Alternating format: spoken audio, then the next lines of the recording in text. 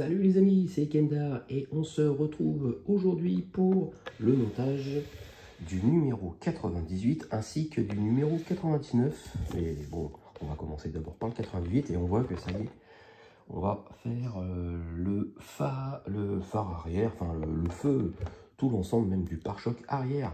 Donc super, bon allez, c'est parti.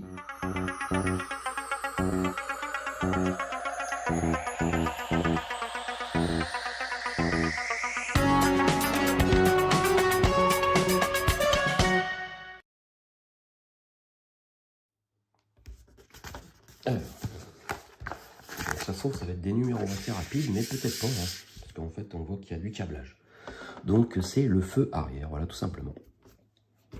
Donc, on récupère l'ensemble du châssis et câble des feux arrière, les deux câbles E, connecter ensuite les têtes des deux câbles aux deux connecteurs du câble du feu arrière. Ok, mais ça doit être déjà fait, je pense. Alors, je vais prendre l'arrière, mais je vais la mettre... comment je la mets? Parce que va falloir que je fasse un petit peu de place. On va essayer de mettre la carrosserie plus par là-bas. Voilà. On va se mettre de ce côté. Donc moi, ouais, les câbles E, bon, ils sont toujours branchés en fait. Voilà, on voit les petites lumières rouges. Donc ça, il n'y a pas besoin de faire de modif. Donc, il y a un câble I et un câble J. Alors, le câble I, il est plus court que le câble J. Et donc, pour l'instant, on prend le câble I, ça veut dire le câble le plus court. Donc, j'ai celui-ci, l'autre E, il est là. Voilà. Donc, lui, il est beaucoup plus long. On voit la différence de câble. Donc, pour l'instant, on prend le plus court. On prend le plus court et on met ça, on retourne la baguette de feu et on insère ça dans les deux trous ici. Alors je vais regarder juste après, voir on le plie dans quel sens. Ça se plie vers le haut, ouais, donc ok, je vais le mettre droit comme ça. Alors hop, ça c'est enfoncé.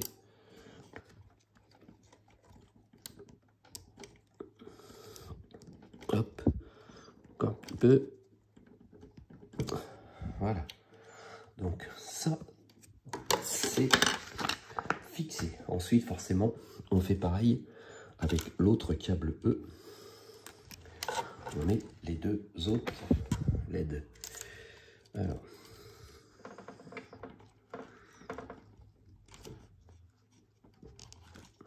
voilà la première de mise, la deuxième.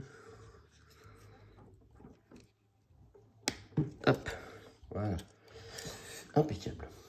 Faites passer les câbles le long de la partie inférieure de l'embase du bandeau.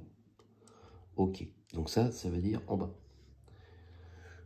Voilà, on replie vers le bas. J'aime pas trop plier ces câbles là, mais bon, c'est fait pour hein, normalement, mais voilà. Donc ça passe comme ça, et après, en fait, ça va suivre le long. Ça va suivre le long comme ça.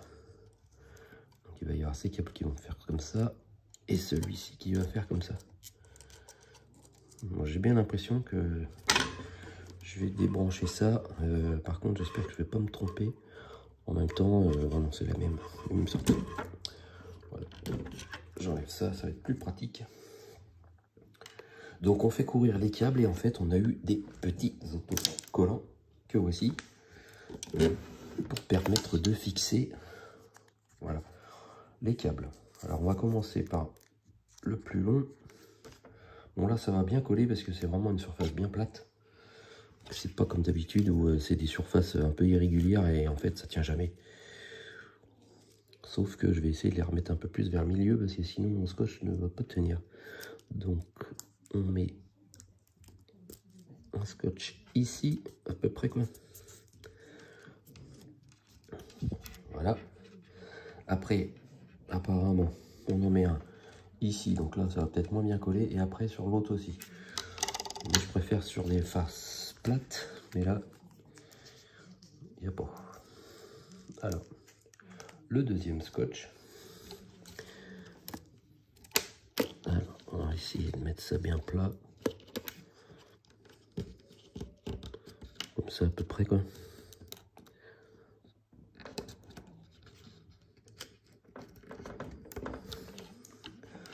Voilà. Et après, le dernier, j'aurais presque pu les tourner un peu les lampes en fait. Et voilà, comme ça. Là, les câbles passent tous ici. Et en fait, le dernier scotch se met sur le dernier phare.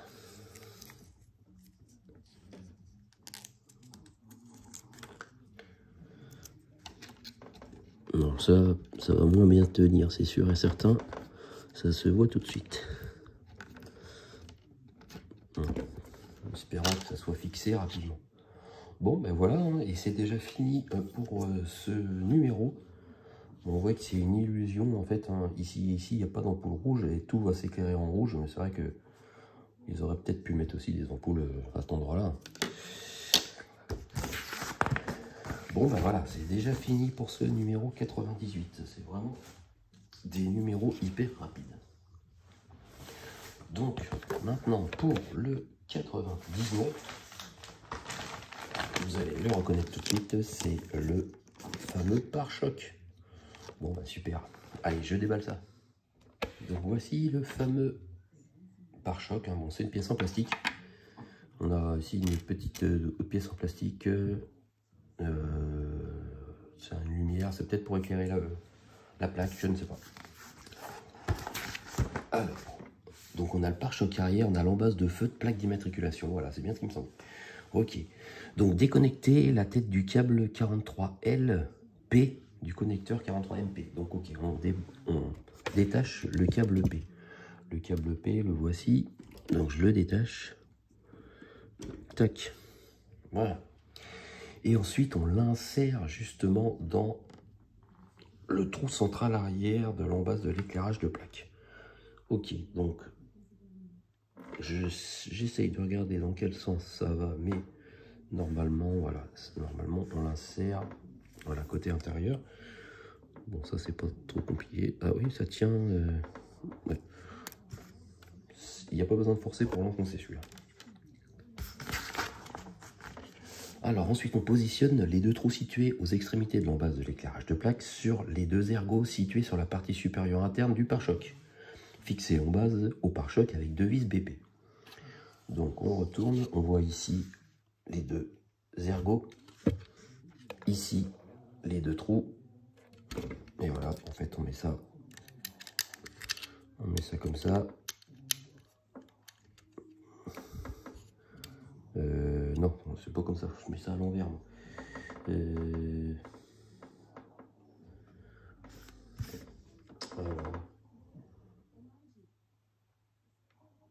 Donc ça se trouve, j'ai mis ça peut-être à l'envers en fait.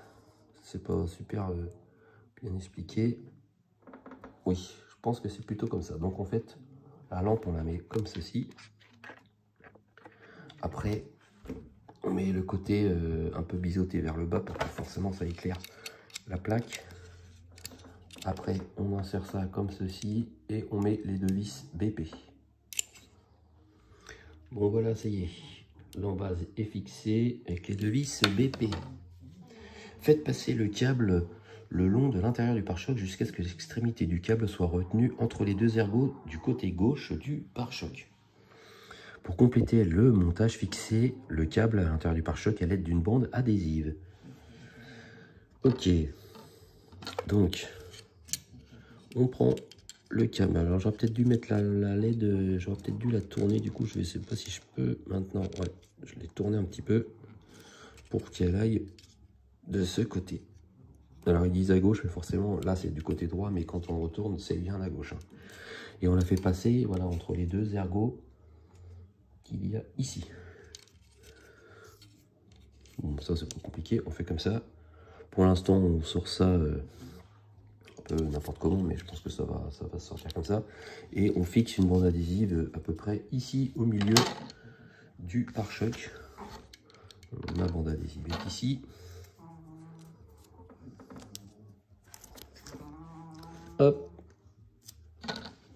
Là au moins c'est pareil, c'est du plat, donc ça va se fixer assez facilement. Puis je pense que dans l'intérieur du pare-choc, ça peut y avoir grand chose. Voilà, le câble est fixé. Et voici l'aspect du pare-choc arrière avec le câble de l'éclairage de plaque d'immatriculation installé. Voilà, c'est assez discret, on voit, hop, la petite LED. Donc du coup, vu que ce numéro est déjà terminé, c'est vrai que c'était assez rapide, et ben on va continuer, on va faire le numéro 100. Alors voici le numéro 100 avec la fameuse plaque tournante, voilà, pour modifier la plaque. Bon bah là on voit que ces deux là c'est les deux mêmes. Voilà, c'est un peu bizarre, pourquoi que c'est le même. Bon, enfin à mon avis ça va juste être comme ça et puis voilà quoi. Mais bizarre d'avoir trois faces et d'avoir deux faces identiques. Donc c'est la plaque d'immatriculation arrière, ça on avait bien compris. Donc on voit qu'ici il y a un ergot de ce côté et là c'est vide. Donc ça sert à installer le petit triangle qu'on a ici. Bon bah ça il y a juste à l'enfoncer.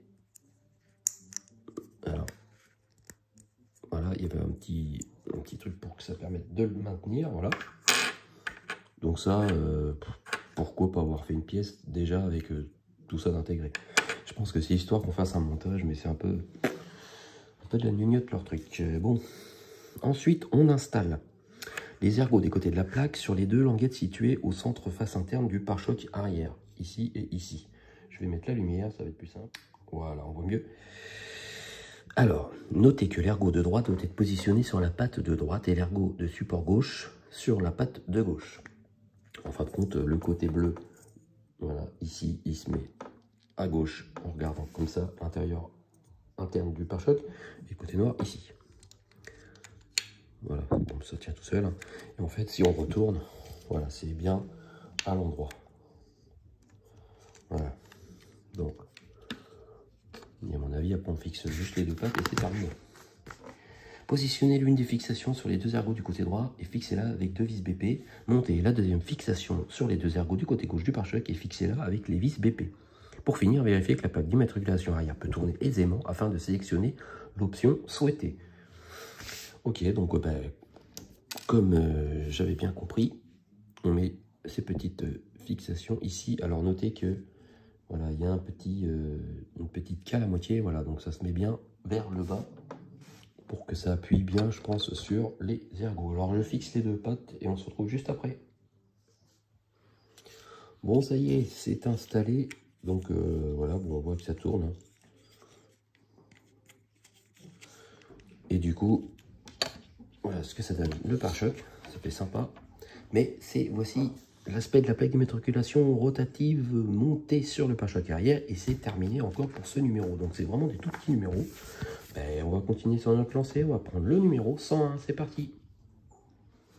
Alors voilà le numéro 101. Bon, on le devine assez facilement. C'est les lumières du pare-choc arrière. Voilà, les feux clignotants arrière. Donc ça va s'installer sur la carrosserie de kit. Donc du coup, il va falloir que je prenne pour la carrosserie qui est juste ici. Il va falloir que voilà, j'installe ces petits feux qu'il y a sur les côtés arrière des ailes. Ok. Voilà, j'ai mis la carrosserie en position. Donc on récupère l'ensemble de la carrosserie, voilà. Et on monte le clignotant arrière gauche sur les ergots indiqués à l'intérieur de l'aile gauche. Donc en fait, ici, on voit qu'il y a un petit trou. Voilà, on voit mieux comme ça. Donc on met une petite lumière de clignotant et on voit qu'il y a deux ergots ici en métal. Et on fixe deux vis GM. Alors, petite subtilité, on met d'abord le petit clignotant rouge que voici. Donc il n'y a pas de sens particulier. Il a vraiment deux gros trous, voilà, pour rentrer bien dans l'aile. Et ensuite, on met les petits caches chromés comme ça. Alors là, pareil, j'essaye de regarder s'il y a un sens du coup, parce qu'on voit que c'est biseauté. Alors, j'essaie de voir, voilà, le côté le plus large. Donc là, il y a un côté plus large, côté plus petit. Le côté plus large se met, voilà, tête en bas quand on va fixer ça. On pose ça comme ça. Voilà. Et on met les deux vis GM, voilà, en haut et en bas. Bon voilà, le premier clignotant est monté. Alors notez quand même qu'il y a quand même ici noté L qui se met bien de ce côté. Et l'autre pièce, elle, c'est noté R ici, voilà. Il y a quand même un sens. Et pareil, le petit clignotant rouge, il y a un sens quand même. Mais bon, si vous le mettez dans le mauvais sens, ça ne rentre pas. Donc là, au moins, on ne peut pas se tromper. Donc, il suffit juste après de faire celui côté intérieur, enfin, côté droit, ici. C'est parti. Bon, mais voilà ce que ça donne. Voilà le petit feu clignotant ici. Et il y a le même de l'autre côté. Alors, est-ce que c'est terminé? Et oui, voici à quoi ressemblent les feux clignotants arrière montés sur ce modèle. Bon, ben, allez, on en refait encore un autre. Comme ça, on en aura fait 4. Allez, on va chercher le 102. Alors, voici le numéro 102. Donc, en fait, ça fera bien 5 numéros hein, que j'aurai monté aujourd'hui. Je pense qu'après, on va s'arrêter là. On va laisser quand même pour les autres vidéos. Et on a, je pense, l'habillage intérieur, voilà, arrière, de kit avec des petits éléments, des petits écrous, des machins. Bon, bref, allez, c'est parti. Hop, on commence le montage. Alors, qu'est-ce qu'on a? On a la paroi gauche du coffre. Voilà. Ok. Donc, on va prendre l'ouverture du vide-poche. Voilà, ça c'est le vide-poche en fait. Ok. Une espèce de boîte à gants. Arrière. Alors, insérez le bouton d'ouverture du vide-poche dans le trou de la partie claire de l'élément externe du vide-poche et fixez-le de l'intérieur avec une vis d'épée. Alors, les vis d'épée que voici.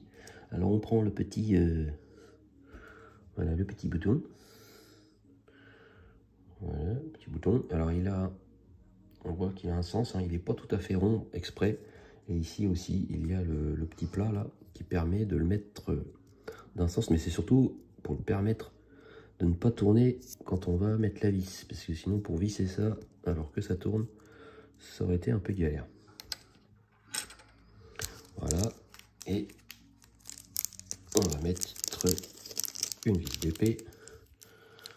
Alors, il y en a une petite. Voilà.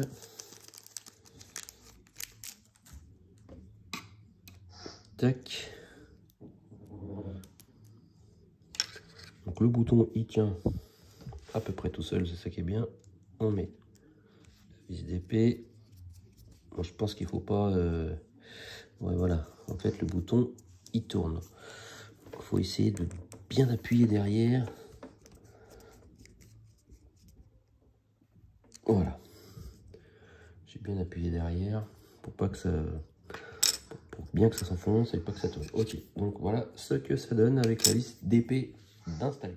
Alors ensuite, on insère les deux ténons latéraux de l'élément externe du vide-poche dans les deux petites fentes situées de part et d'autre de l'évidement ménagé dans la partie gauche du coffre, dans la paroi gauche du coffre.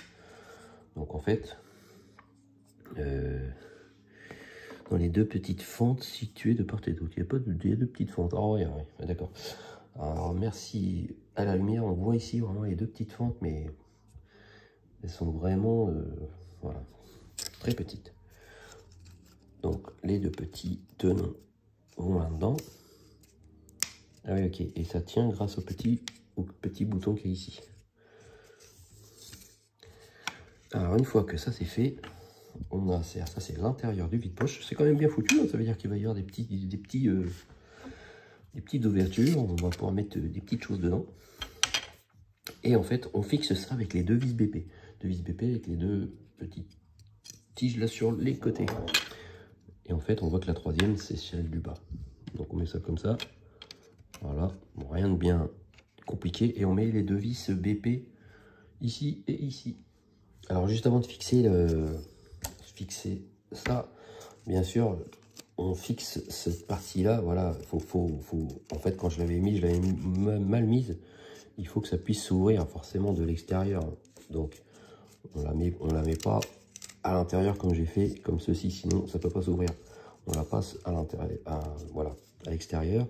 On la met là, et là en fait après on peut fixer la partie noire. Bon, mais voilà, les deux vis BP sont fixées. Et là, du coup, quand on est à l'intérieur, voilà, ça s'ouvre tout seul.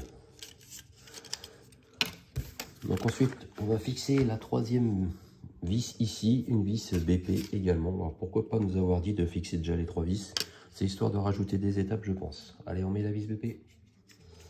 Voilà, la troisième vis BP est mise. Donc maintenant, on positionne la pièce d'adaptation de la paroi gauche du coffre sur les 2 trous indiqués sur la face latérale inférieure de la paroi gauche du coffre. Et fixez-la avec une vis BP.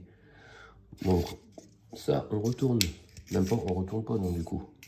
On reste sur le côté noir. Donc ça va se passer de ce côté. On voit les 2 petits ergots ici. Voilà. La petite pièce qu'on va mettre, c'est cette drôle de pièce que voici. Donc du coup, il faut essayer de bien repérer le sens de la pièce à fixer. Alors j'essaye de regarder parce que, bon, en fait c'est assez simple quand même, parce que il y a un trou où on va mettre la vis. Voilà, c'est ce plat là. Donc ça, c'est ce qui va être comme ça. On retourne, on met ça comme ça. Et en fait, voilà, la pièce, elle vient comme ça. Et du coup, ça fait une petite patte sur le côté, voilà, quand ça sera fixé. Et on met une vis BP dans ce trou. Voilà, la petite pièce d'adaptation est fixée. Ça va permettre après, je pense, de fixer justement cette partie-là.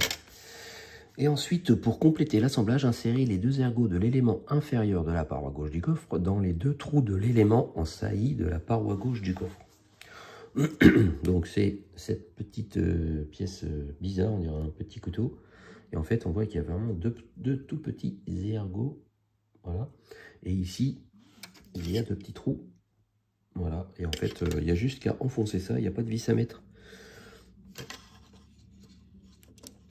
Donc il faut bien viser, il faut faire attention parce que les petits ergots n'ont pas l'air très solides. Voilà. Et je pense que ça se met comme ça. Alors on voit que ça dépasse. Ça doit être fait exprès. Ça doit être pour appuyer. Bah ouais, mais dès que j'appuie, du coup ça s'en va. Ok. Alors j'essaie de regarder. Voir si c'est... Parce qu'en fait, il ne nous montre pas après la vue une fois fixée. Et j'ai l'impression qu'il y a un petit ergot, qui a un petit truc qui gêne pour bien l'enfoncer. Ouais, parce qu'on ne sait pas s'il faut qu'il soit bien la fleur ou pas. En tout cas, bon, bah, j'appuie au maximum, mais on voit qu'il est un petit peu ressorti. Je vais laisser ça comme ça. Et donc voici l'aspect de la paroi gauche du coffre après montage des pièces de ce numéro. Voilà, avec le petit vide-poche. Ok. À noter qu'on a eu aussi un deuxième bouton. Alors c'est peut-être soit il va servir pour l'autre côté, ou soit c'est un bouton en plus au cas où si on en perd un.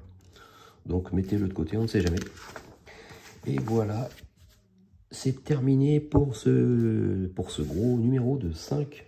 Enfin, pour ce montage de 5 numéros. Je vais tout de suite chercher le numéro 103 pour voir ce qui nous attend la semaine prochaine.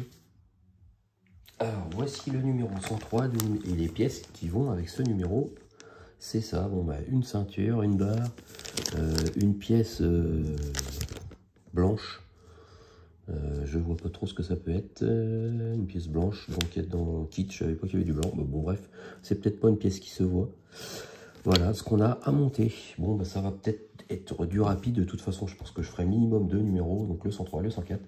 Et si vraiment c'est super rapide, j'enchaînerai le 105 et le 106 peut-être. De toute façon, je dois avoir jusqu'au numéro 107. Donc je vais bientôt recevoir, je pense, le dernier colis. Donc merci de m'avoir suivi pour ces 5 numéros. Et on se retrouve très vite pour la suite avec le numéro 103. Allez, salut, salut! Thank you.